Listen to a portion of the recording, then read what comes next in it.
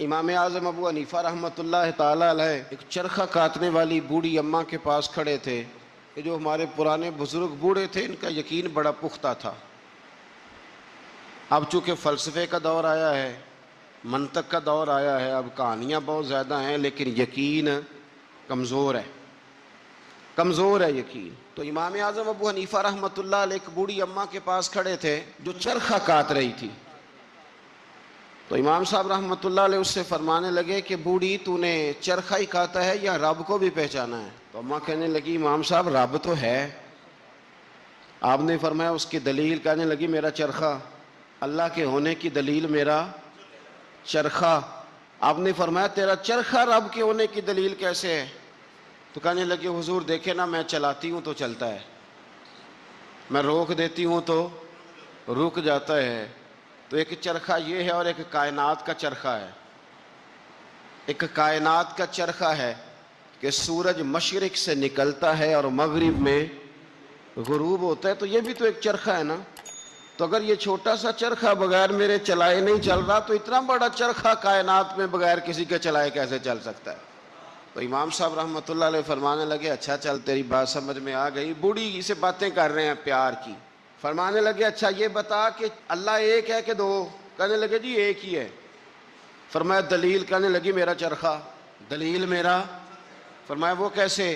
وہ خاتون کہنے لگی حضور دیکھیے نا کہ میں اکیلی چرخہ چلاتی ہوں تو صحیح چلتا ہے، اگر ہم دونوں چلانے والی ہوں تو یہ تیز چلے گا. اگر ایک طرف کو بھی چلائیں، ایک سمت کو بھی چلائیں تو چلے گا تیز، تو تانی پھر بھی ٹوٹ جائے گی. اور اگر ہم دونوں کا ہو گیا اختلاف، ایک کہے کہ میں نے اس طرح چلانا ہے اور دوسری کہے کہ میں نے اس طرح چلانا ہے، تو پھر بھی چرخہ چل سکتا نہیں. لہذا میرا چرخہ چلانا بتاتا ہے کہ کائنات کا چرخہ چلانے والا بھی ایک ہی ہے، دو موجود. یہ دیکھیں بزرگ کیسے سمجھاتے ہیں. حضرت امام اعظم ابو حنیفہ رحمۃ اللہ علیہ، اللہ نے بڑا انہیں نا فقاہت والا ذہن دیا تھا، بڑی باریک سوچتے تھے. ایک اپیل کرنی ہے میں نے آپ سے، زیادہ باتیں نہ کریں، زیادہ ذہن کو الجھائیں نہ، ورنہ ذہن تھک جاتا ہے. تھوڑی دیر خاموشی اختیار کریں، اللہ کے فیصلوں پہ راضی رہنا سیکھیں. مختصر سی بات کریں، محسوس ہوگا کہ زبان پر حکمت جاری ہونے لگ گئی ہے. اور اپنے آپ کو تھوڑا محدود کرنے کی کوشش کریں، تھوڑا وقت مصلح پہ دیں. ایک کام زندگی میں کریں، زیادہ جگہوں پہ اپنے پیر نہ پھیلائیں، ورنہ کوئی کام بھی ٹھیک نہیں ہوتا. ایک کریں پر صحیح کر کے کریں، سونا کر کے کریں. اپنی زندگی میں جب آپ حکمت کے ساتھ، خوبصورتی کے ساتھ، تھوڑے انداز کے ساتھ آگے بڑھیں گے، ہمیں محسوس ہوگا کہ یار یہ کام تو کم از کم مجھ سے صحیح ہوا. آپ جس شعبے میں اس میں کمال پیدا کریں، لیکن کہنا مجھے سارا ہی پتہ ہے، میں سب ہی جانتا ہوں، میں ہر چیز میں الجھوں گا، تو پھر کوئی کام بھی ٹھیک نہیں ہوتا. امام صاحب فقیہ تھے، اس میں انہوں نے درجہ عروج حاصل کیا. کمال سمجھ اللہ نے عطا فرمائی، کمال. اور وہ اس طرح کی رائے دیتے تھے کہ بڑے بڑے سمجھدار لوگ کہتے تھے کہ کمال ہوگی. بلکہ ان کے اساتذہ، امام اعمش رحمۃ اللہ علیہ آپ کے اساتذہ میں سے ہیں. کچھ حالات ایسے ہو گئے کوفے میں، گرد و نواح میں، کہ گندم کم ملتی تھی، مہنگی ہو گئی، کوئی قحط کا دور تھا. تو اب جو چیز کم ہو جائے وہ گھر والے اس کا مطالبہ بھی زیادہ کرنے لگ جاتے ہیں. جو پڑی ہوتی ہے اس پر توجہ نہیں ہوتی، جو نہیں ہوتی اس کا ذکر بار بار ہوتا ہے. تو آپ کی اہلیہ روز کہتی آٹا ختم ہو گیا ہے، اور روز تھیلا تھما دیتی آٹا لے آئے. ہم اتنے بڑے عالم تھے، 2 4 5 دفعہ تو وہ گئے، پھر اب ہر جگہ سے ملتا بھی نہیں تھا. تو انہوں نے پھر تھمایا تھیلا، تو سمجھایا کہ نہ اتنا تنگ کرو، تھوڑا گزارا کرو، سب کے ساتھ ہی حالات ہیں. وہ پھر انہوں نے کہا تو غصہ بھی بندہ ہو جاتا ہے. تو غصے میں کئی دفعہ ہم ایسی بات بھی کرتے ہیں جو بعد میں ہمارا خیال ہوتا ہے کہ نہیں کہنی چاہیے تھی، یہ ذرا زیادہ ہو گئی یار. خود پچھتاوا ہوتا ہے، مانے چاہے نہ مانے، احساس ہوتا ہے کہ یہ جملہ تیز نکل گیا، نہیں کہنا چاہیے. تو امام صاحب اتنا ناراض ہوئے اپنی اہلیہ سے کہ کہنے لگے آج کے بعد تو نے تھیلا تھمایا نا آٹے والا یا آٹے کا کہا تو تجھے 3 طلاقیں، تو فارغ ہے میری طرف سے. بڑھاپا ہے، اتنی عمر ہے، اتنے سخت بات کہہ دی. اہلیہ رونے لگی. امام صاحب بھی پریشان ہو گئے. بعد میں انہوں نے پیغام دیا اب کرنا کیا ہے؟ کہنے لگے کچھ سوچتا ہوں. آپ کی اہلیہ کو پتہ تھا کہ امام اعظم ان کے شاگرد ہیں، ہمارے بڑے فرما بردار ہیں. انہوں نے نا 1 2 دن کے بعد پیغام بھیجا کہ اب آٹا بھی ختم ہے، کہنا بھی ان کو ہی ہے. اور انہوں نے بڑی سخت بات کر دی ہے کہ اب کہا تو 3 طلاقیں. تو امام صاحب سے مسئلہ پوچھا کہ اب بتائیں کرنا کیا ہے؟ پیغام بھی انہی کو دینا ہے، شوہر بھی میرے یہی ہیں، پردہ دار عورت ہوں، کسی سے بات بھی نہیں کر سکتی. اور انہوں نے کہہ دیا اگر آٹے کا میسج دیا تو 3 طلاقیں. تو امام صاحب کہنے لگے میری استانی سے میری اماں سے جا کے کہو مشکل بات ہی کوئی نہیں، استاد جی کو کہنا نہیں آٹا لے آئیں، کوئی ضرورت نہیں، جب وہ سو رہے ہونا تو آٹے والا تھیلا ان کے کرتے سے باندھ دیں، اٹھیں گے تو خود ہی سمجھ آ جائے گی کہ آٹا گھر میں ختم ہے۔ تو حضرت امام اعمش رحمۃ اللہ علیہ سو کے اٹھے تو کرتے کے ساتھ آٹے والا تھیلا بندھا تھا، دیکھ کے مسکرا پڑے، کہنے لگے بتاؤ ابو حنیفہ کے پاس کون گیا تھا، بتاؤ مسئلہ کس نے پوچھا ہے جا کے، وہاں سے کون سبق یاد کر کے آیا ہے جو یہاں آ کے وہ ہمیں بتا رہا ہے۔ خواجہ صاحب کے پاس ایک بندہ آیا، کہنے لگا امام اعظم کی بات نہیں ماننی چاہیے، امام اعظم کی بات ان کی تقلید نہیں کرنی چاہیے، بڑی موٹی بات۔ خواجہ قمر الدین سیالوی کہنے لگے تیری یہ بات مان لوں، تیری بات کوئی نہیں سمجھ آئی آپ کو، کہنے لگا امام اعظم کی بات، آپ فرمانے لگے تیری یہ بات مان لوں، بندہ چپ کر گیا، کہنے لگا جی آپ نے کہا کہنے لگے تیرے جیسے فضول کی مانو اور امام اعظم ابو حنیفہ کی نہ مانوں، فرمانے لگے تو خود اپنی تقلید کرا رہا ہے، خود ایک صاحب مجھے کہنے لگے جی ہم نہیں کسی کی مانتے، ہمارے مولوی صاحب کہتے ہیں صرف قرآن اور حدیث کی مانو، اور میں نے کہا تو مان اپنے مولوی صاحب کی رائے، ہمارے مولوی صاحب کہتے ہیں قرآن اور، تو میں نے کہا تو مولوی صاحب کی مان رہا ہے، قرآن حدیث کی کب مان رہا ہے، چھوڑ سارے کام، چل مدرسے داخل ہو، پہلے اصول سیکھ دین کے، پھر پورا دین پڑھ، اور پھر مجھے آ کے بتانا پورے دین میں سے کہ میں نے سیکھ لیا ہے، پھر میں مان لوں گا، ورنہ تو مولوی صاحب کی مان رہا ہے، تقلید تو کر ہی رہا ہے کسی نہ کسی شکل میں۔ تو ہم تقلید کیوں کرتے ہیں، سمجھیں اس بات سے۔ نبی کریم علیہ السلام نے حضرت معاذ ابن جبل رضی اللہ تعالیٰ عنہ کو یمن کا گورنر بنایا، نبی پاک نے فرمایا معاذ تمہارے پاس لوگ اپنے مقدمے لے کے آئیں گے، کیسے فیصلہ کرو گے؟ عرض کی یا رسول اللہ صلی اللہ علیہ وسلم میں اللہ کا قرآن دے کے فیصلہ کروں گا۔ تو نبی پاک نے فرمایا اگر تجھے قرآن پاک سے نہ ملا تو، اگر آپ غور سے سن رہے ہوتے تو آپ کو اس بات پہ اعتراض ہونا تھا، جو میں نے کہا اس پہ آپ کو اعتراض ہونا تھا اگر آپ غور سے میری بات سن رہے ہوتے۔ نبی پاک علیہ السلام نے یہ نہیں فرمایا کہ قرآن میں ہے نہیں، فرمایا اگر تجھے نہ ملا تو، لفظوں پہ غور کیا کریں، اگر تجھے نہ ملا تو، یہ نہیں فرمایا کہ قرآن میں ہر مسئلے کا حل۔ حضرت سیدنا عبداللہ ابن عباس فرمایا کرتے تھے میرے اونٹ کی نکیل بھی گم ہو جائے تو میں قرآن پاک سے جا کے پوچھتا ہوں کہاں رکھی ہوئی ہے، اور مجھے قرآن پاک بتاتا ہے کہ فلانی جگہ، یہ نہیں کہ قرآن میں مسئلے کا حل موجود ہے، ہر آدمی کے پاس اتنی عقل نہیں ہوتی کہ مسئلے کا حل بتا سکے، عقل نہیں اتنی ہوتی، شعور نہیں ہوتا، بلکہ امام بخاری خود امام شافعی کے مقلد ہے، کر لو گل، بہت بڑے محدث ہیں اور خود مثال بیان کرتے ہیں۔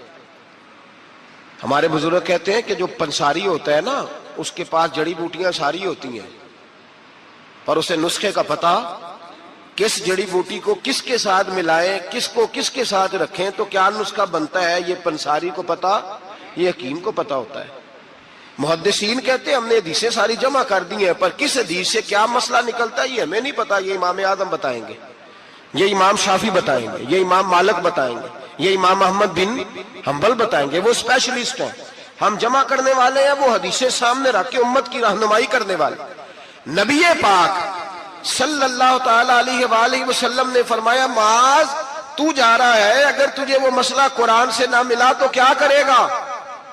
عرض کی حضور قرآن سے نہ ملا تو آپ کی حدیث سے تلاش کر لوں گا۔ تو نبی پاک نے فرمایا اگر وہاں بھی تجھے نہ ملا تو، یہ نہیں کہ ہے نہیں، اگر تجھے نہ ملا تو، عرض کی یا رسول اللہ پھر میں قرآن اور حدیث کو سامنے رکھ کے اپنی رائے بیان کروں گا۔ تو نبی پاک نے ان کے سینے پہ ہاتھ پھیرا، فرمایا جا پھر اللہ تیری مدد کرے گا، اللہ تیری، یہ فقہ ہے، یہ اتنی سی فقہ ہے، اس کو سمجھ لیں، ہر آدمی کو ہر شے نصیب۔ بابا فرید الدین گنج شکر کے پاس بندہ آ گیا، اس نے کہا پرانا بخار ہے جاتا کوئی نہیں، بابا صاحب نے کہا بسم اللہ الرحمن الرحیم قل هو اللہ احد اللہ الصمد لم یلد ولم یولد ولم یکن لہ کفوا احد، پھونک ماری، بندہ کہتا بیٹھے بیٹھے میرا بخار اتر گیا۔ اس نے گاؤں جا کے اعلان کر دیا جس کا نہیں اترتا سارے ہی آ جاؤ، رش ہو گیا، پھونکیں بڑی نکلی، شفا کوئی نہیں، لوگوں نے پکڑ کے پھینٹی لگائی، انہوں نے کہا اتنی دور سے آئے ہیں اور تو اللہ کے بندے رام ایک کو بھی نہیں آیا، وہ بابا صاحب کے پاس آ گیا، کہنے لگا سورۃ اخلاص 2 ہیں کہ ایک ہی ہے؟ بابا صاحب کہنے لگے بیٹے ایک ہی ہے۔ کہا حضرت جی آپ پھونک مارے تو بیٹھے بیٹھے بخار اتر جائے، میں نے 100 دفعہ پڑھی ہے، 100 پھونکے ماری ہے، ایک کا بھی نہیں نکلا، آپ کوئی اور والی پڑھتے ہیں؟ آپ فرمانے لگے سورۃ اخلاص ایک ہی ہے، پر منہ بھی تو فرید الدین کا چاہیے نا، منہ بھی تو۔ فرمایا مجھے اللہ تبارک و تعالیٰ نے توفیق دی ہے، میں نے کبھی غیبت نہیں کی، میں نے کبھی جھوٹ نہیں بولا، میں نے کبھی حرام نہیں کھایا، میں نے کبھی اپنی زبان سے کسی کا دل نہیں دکھایا۔ فرمایا میں نے اس زبان میں طاقت پیدا کی ہے، پھر جب قرآن کا نور آیا ہے تو اللہ نے تاثیر بنا دی ہے، پھر اللہ نے اثر پیدا کر دیے۔ تو بھائی ہر آدمی ہر چیز سمجھنے کے قابل، یہی ہمارے بزرگوں کا موقف ہے، یہی ہمارے بزرگوں کی رائے ہے کہ قرآن اور حدیث کو سامنے رکھو، اس میں سے مسئلہ اخذ کرو۔ دلیل، پرانے زمانے میں جو لوگ ہوتے تھے وہ قسمیں کھایا کرتے تھے، قسمیں بڑی عجیب کھاتے تھے۔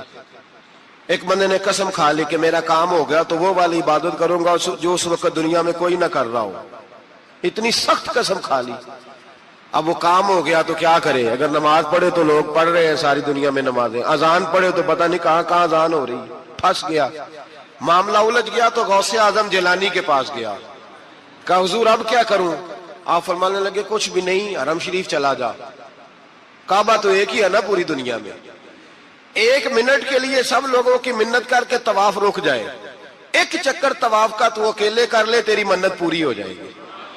اب یہ فقاہت ہے، ہر آدمی کو نصیب، ہر آدمی کو یہ نصیب نہیں ہوتی، یاد رکھ۔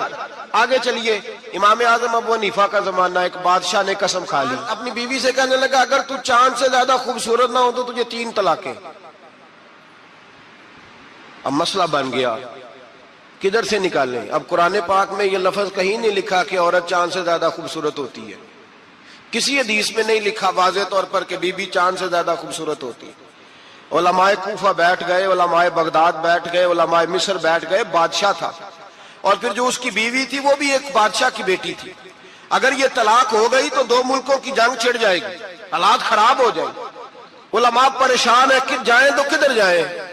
لوگ پریشان ہوتے ہوتے امام اعظم کے پاس چلے گئے، کہنے لگے سارے مولوی کہتے ہیں طلاق ہو گئی، آپ بتائیں۔ امام صاحب کہنے لگے کوئی نہیں طلاق ہوئی۔ کہا کیوں؟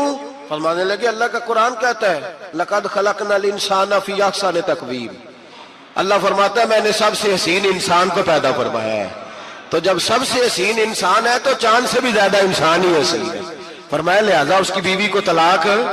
مسئلہ تو قرآن پاک سے حل فرمایا نا، لیکن ہر آدمی کی وہاں تک رسائی ہو سکی، یہ فقاہت، یہ علم ہے، اور یہ اللہ سب کو عطا نہیں کرتا، یہ کسی کسی کا نصیبہ ہوتا ہے، کسی کسی۔ اور ویسے بھی اب تو لوگوں کو شوق ہے نا، ہر بندہ ہر کام کرنا چاہتا ہے، صحابہ یہ نہیں کرتے۔ حضرت عمر فاروق سے پیارا قرآن کوئی نہیں پڑھ سکتا، وہ 5 نمازوں کی امامت کرتے تھے، تراویحوں کی باری آتی تھی تو حضرت ابی بن کعب کو آگے کھڑا کرتے تھے، فرماتے تھے تو پڑھا۔ حضرت جناب سیدنا عمر فاروق کو بھی بڑا اعلیٰ قرآن پڑھنا آتا تھا، لیکن جب اچھی قرات سننے کو دل کرتا تھا تو حضرت ابو سعید خدری کو بلاتے تھے، حضرت ابو موسیٰ اشعری کو بلاتے، ان سے سنتے تھے۔ بھائی ہر آدمی دوڑ کے آگے بڑھ گیا ہے اور لوگوں کو بزرگوں کے خلاف اکساتا ہے، کہتا ہے کوئی تقلید نہیں، ہمیں خود سمجھ میں آتی۔ خدا کے بندے، جب صحابہ کرام علیہم رضوان، صحابہ، حضرت عمر فاروق کا طریقہ یہ تھا جب کوئی بندہ مسئلہ پوچھتا تو کہتے علی کے پاس جاؤ، اس لیے کہ جو علم اللہ نے علی کو عطا فرمایا وہ کسی کے حصے میں نہیں آیا، جو علم اللہ نے، اور اس کی دلیل ان کی فقاہت ہے۔ ایک بی بی تھی، دائی تھی، وہ اس کے گھر میں بچے جنم لیتے تھے، بچے پیدا ہوتے تھے۔ یہ دیکھیں علم جو ہوتا ہے نا وہ علم ہوتا ہے، فقاہت ہوتی ہے، اور یہ اللہ کی عطا ہے، یہ رب کی عطا ہے، جس کو چاہتا ہے عطا کر دیتا ہے۔ نہ اس میں حسد ہو سکتا ہے، نہ اس میں کوئی شخص کہہ سکتا ہے مجھے کیوں نہیں ملی۔ حضرت علی رضی اللہ تعالیٰ عنہ کا زمانہ ہے، ایک بی بی کا خیمہ تھا، جھونپڑی تھی، جیسے آج ہاسپٹل بنے ہوئے ہیں وہاں بچے پیدا ہوتے ہیں۔ ایک بی بی تھی، وہ دائی تھی، کام کرتی تھی یہ والا، اس کے گھر میں 2 کیس اکٹھے آ گئے، نہ اتنی لمبی چوڑی لائٹیں ہوتی تھی، اس نے اپنی جھونپڑی میں دونوں بیویاں اکٹھی تھی، دونوں کو اللہ تعالیٰ نے اولاد دی۔ رات بڑی گہری تھی، اندھیرا بڑا سخت تھا، ایک کے گھر میں بچہ پیدا ہوا، دوسری کے گھر میں بچی پیدا ہوئی۔ اب جب صبح کا اجالا نکلا تو جھگڑا شروع ہو گیا، دونوں بیویاں مطالبہ کرتی ہیں بیٹا میرا ہے، بیٹا میرا ہے۔ اب وہ دائی بھی نہیں بتا سکتی، اندھیرا بڑا سخت تھا، بوڑھی عورت تھی، سمجھ نہیں آتی کیا کروں۔ तलवारों तक बात चली गई। लोगों ने कहा क्यों लड़ते हो जब मौला अली शेर खुदा जो मौजूद है। आना मदीना तो इल्म व अली बाबूहा, नबी पाक ने फरमाया मैं इल्म का शहर हूं, अली उसका दरवाजा है। फरमाया जब इतना बड़ा शख्स मौजूद है तो जरूरत ही नहीं। लोग परेशान होके गए, जाके कहने लगे हुजूर एक मसला आ गया, जरा सोच कर गौर करके बताइए। अंधेरे में बच्चा पैदा हुआ, एक बीबी के यहाँ बेटा एक के यहाँ बेटी, अब दोनों बेटी की तलबगार है, फैसला कैसे करें। तो हजरत अली ने कहा बड़े तुम परेशान आए थे, ये भी कोई बात है। दोनों बीवियों का थोड़ा थोड़ा दूध निकाल के तोलो, जिसका दूध वजनी बेटा उसी का है। कहा हजरत जी ये मसला आपने कैसे निकाला। फरमाने लगे कुरान पाक से निकाला है। कहा क्यों। फरमाने लगे अल्लाह कुरान में कहता है मैंने बेटे के 2 हिस्से रखे हुए हैं और बेटी का 1 हिस्सा रखा हुआ है। तो जब अल्लाह किसी के घर में बेटा देता है तो दूध भी वजनी होता है, इसलिए कि डबल वजन का होता है। उन्होंने दूध निकाल के तोला, मिकदार 1 जितनी, मिकदार 1 जितनी, उसका आधा किलो दूध, इसका 1 किलो, वजन किया तो पूरा हो गया। पैमाने रखे गए तो वो नापने में और था, तोलने में उसका दूध वजनी निकला। जब दूध वजनी निकला तो जनाब सैयदना अली मुर्तजा फरमाने लगे जिसका दूध वजनी बेटा उसी का है। अल्लाह डबल वजन का दूध अता करता। अब मसला कहां से निकला बोलिए। लेकिन हर बंदा निकालने की ताकत, यही हजरत इमाम आजम अबू हनीफा का कमाल है। सहाबा के जमाने में जरूरत नहीं थी सहाबा को। एक तो वो इतनी लापरवाही की नमाज नहीं पढ़ते थे जितनी हम पढ़ते हैं। अत्ताहियात में बैठे हैं, सूरत फातिहा पढ़ी जा रही है। अत्ताहियात में बैठ के बंदे पूछते हैं आगे, कहते हैं हजरत मैं अत्ताहियात में सूरत फातिहा पढ़ रहा था, सारी पढ़ लिया, वो तो रुकू का वक्त है तो याद आया कि ये तो अत्ताहियात है। इतनी लापरवाही की पहले तो वो नमाजें नहीं पढ़ते। फिर अगर किसी को गलती हो जाती तो सामने जनाब रिसालत इमाम सल्लल्लाहु अलैहि वसल्लम का जलवा वद्दुहा मौजूद था, वो हुजूर से पूछ लेते। जब वक्त गुजरने लगा ना, ताबीन का जमाना आया तो फिर मसला बना। एक तो थोड़ा थोड़ा मिशकाते नबुव्वत से लोग दूर हुए तो लापरवाही भी आने लगी। अब लोगों ने पूछना शुरू किया कि सूरत फातिहा भूल जाए तो क्या करें। रुकू में बंदा चला गया तो रुकू तो कर लिया, लेकिन सुभान रब्बियल अज़ीम नहीं याद रहा तो क्या करे। सजदे में गया सुभान रब्बियल आला नहीं पढ़ा तो क्या करे। अब मसाइल बने, अब जरूरत हुई। इमाम आजम ने उसूल फिक़ह मुरत्तब की, हमें बताया कि नमाज में फर्ज क्या है, नमाज में वाजिब क्या है, नमाज में क्या शय जरूरी है और क्या शय जरूरी नहीं है। वो भी उन्होंने हदीसें सामने रखी कि नबी पाक ने किस किस बात की कितनी ताकीद की, किस किस बात की ज्यादा ताकीद नहीं फरमाई। फिर उन्होंने मसला बताया कि क़याम करना फर्ज है, रुकू करना फर्ज है, लेकिन रुकू में सुभान रब्बियल अज़ीम कहना सुन्नत है। अगर किसी की रह भी जाएगी तो उसकी नमाज हो जाएगी।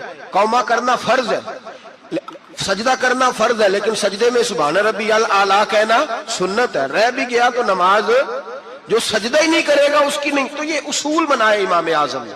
इमाम आजम कौन थे। कपड़े के एक बहुत बड़े ताजर थे, उनके बेटे थे, पूरा नाम था नौमान बिन साबत। इमाम आजम उनका लकब है, अबू हनीफा उनकी कुनियत है। लोग जब अपनी मर्जी की बारी आती है तो हरम शरीफ के हवाले देने शुरू कर देते हैं। हरम शरीफ में जो होता है, हरम शरीफ में, मैंने कहा चलो वही मान लो।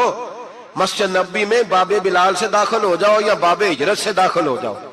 मस्जिद नबी में जब दाखिल होगे, अंदर मस्जिद के कदम रखोगे दोनों दरवाजों से जाके, तो जो खुला सेन मिलेगा उस सेन के ऊपर यूं सामने नजर डालोगे तो 4 इमामों के नाम लिखे हुए फिक़ह के। जो सबसे पहला नाम लिखा है वो इमाम आजम अबू हनीफा का लिखा हुआ है। आज भी मस्जिद नबी में, आज भी। दूसरा इमाम शाफी का, तीसरा हजरत इमाम मालिक का, चौथा इमाम मोहम्मद बिन हंबल का। और आज भी फुकहाए मक्का और मदीना जब फतवा देते हैं तो इमाम मोहम्मद बिन हंबल के कौल पे फतवा देते हैं। और हर जगह वो ऐलान करते हैं कि हम फिक़ह के मानने वाले मुकल्लद है इमाम मोहम्मद बिन हंबल के। वो ऐलान करते हैं, उन्होंने लेके लगाया हुआ। एक पूरी दुनिया की लोग तो किसी न किसी इमाम की तकलीद करें और एक छोटी सी जमात उठ के कहे नहीं हमें डायरेक्ट समझ आई है, तो कैसे भाई तुम्हें समझ आ गई। इमाम आजम अबू हनीफा का नाम नौमान बिन साबत था, कूफे में पैदा हुए थे, सहाबा के शागिर्द थे। 80 हिजरी में पैदा हुए, 150 हिजरी में आपका विसाल हुआ। बाप ताजर थे। आप फरमाते हैं मैं सियाना हुआ तो तजारत में लग गया।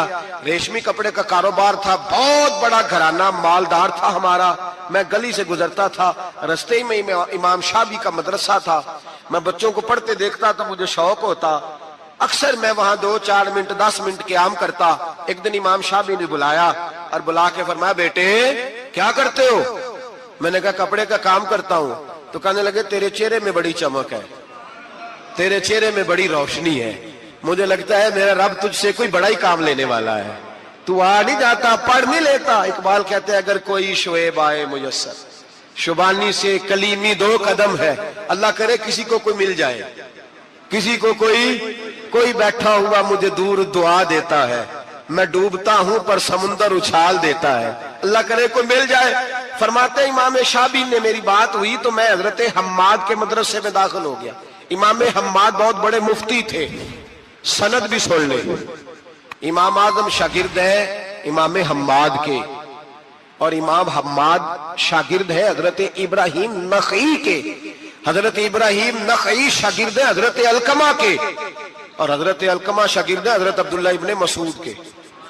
और हजरत अब्दुल्ला बिन मसूद वो सहाबिया जिनकी ड्यूटी थी नबी पाक का डंडा मुबारक का सा उठाने की, हुजूर के जूते उठाने की, डायरेक्ट नबी पाक से इल्म दीन हासिल किया करते। ये सनद है इमाम आजम अबू हनीफा की। हजरत इमाम आजम कहते हैं मैं इमाम हम्माद के मदरसे में पढ़ने लगा, कई साल रह के मैंने उनके मदरसे में इल्म हासिल किया। जब मैं फारिग हुआ तो मैंने कहा उस्ताद जी मैं कहाँ मदरसा बनाऊं, मैं किस मस्जिद में बैठूं, मैं कहाँ जाऊं? कहते हैं मेरे उस्ताद अपनी कुर्सी से उठे और मेरा बाजू पकड़ के अपनी जगह पे बिठाया, कहने लगे मैंने तुझे पढ़ाया है लेकिन रब ने तुझे बड़ा ही अता किया है, अब तू कहीं और नहीं जाएगा, मेरी मसलत पर बैठकर लोगों को पढ़ाया करेगा। इमाम आजम अबू हनीफा ने फिका और उसूल का इल्म वहां से हासिल किया। फरमाते हैं फिर मेरे उस्ताद ने मेरी ड्यूटी लगाई, फरमाने लगे अब तू किसी ऐसी जगह जा जहां से तुझे तकवे की रोशनी मिले, कोई मुर्शद तलाश कर, सह नफल नमाजा पढ़िया, जालम नफ्स न मरदा हूं, ए बांध फकीरों किसे नहीं मारे, आए हो चोर अंदर दा हो। हजरत इमाम आजम सन 80 हिजरी में, कहते हैं 80 हिजरी में, आज से 1400 साल पहले, 1350 साल पहले इमाम आजम कह रहे हैं मुझे जरूरत थी कि मैं जाके किसी के हाथ में हाथ दूं ताकि मैं उससे इस्लाह लूं जो मेरे कल्बो नजर को सही करे। हम तो सारे सियाने, हमें तो किसी की जरूरत ही नहीं। फरमाते मैं अपने उस्ताद के कहने पर इमाम जाफर सादक के पास गया, 2 साल इमाम जाफर सादक ने मुझे प्रैक्टिकल कराया, जो इल्म मैंने इमाम हम्माद से सीखा था उस पर अमल करने का तरीका मुझे इमाम जाफर सादक ने सिखाया।